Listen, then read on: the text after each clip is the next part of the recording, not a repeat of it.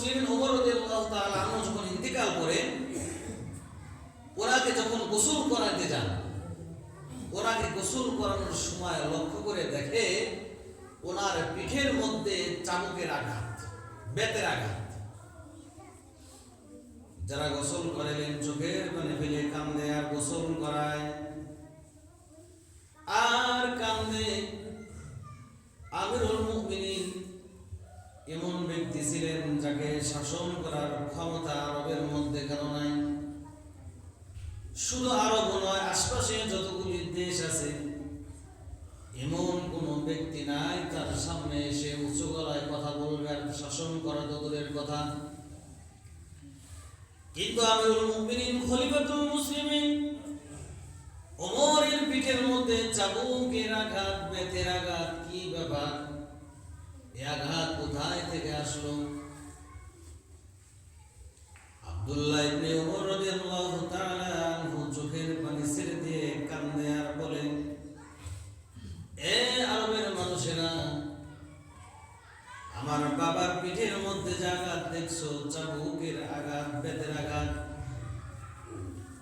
আমার বাবার একটা ডায়েরি আছে। মানুষের জীবন ডায়েরি থাকে, জীবনের অনেক কিছু লেখা, কবিতা, জীবনের অনেক কিছু ঘটে যাওয়া কথাগুলি তিনি ডায়েরিতে লিপিবদ্ধ করে রাখেন মানুষ। খলিফাতুল মুসলিমিন ওমরের সন্তান বলেন, এ আরবের মানুষেরা, আমার বাবার একটা জীবন ডায়েরি আছে। সারাদিন যখন কাজ করত, আমল করত, কোন একদিন যদি তাহাজ্জুদ ছুটে যাইত, কোন আমল ছুটে যাইত, ইশারের নামাজের পরে ঘরের মধ্যে নিজের কামরার মধ্যে গিয়ে নিজের পিঠের উপরে দুর্রা মারত, আঘাত করত আর বলতো, ওমর এটা ঠিক হয় নাই, তুমি না গোলাম, তোমার কাজ তো গোলামি করা, তোমার কেন আজকে তাহাজ্জুদের রক্ত কম হয়ে গেল? আজ কেন তুমি 4 রাকাত তাহাজ্জুদ করছো? বরং তোমার আরো বেশি করার দরকার ছিল। এরকম কথা বলতো আর পিঠের উপরে চাবুক দিয়ে আঘাত করতো।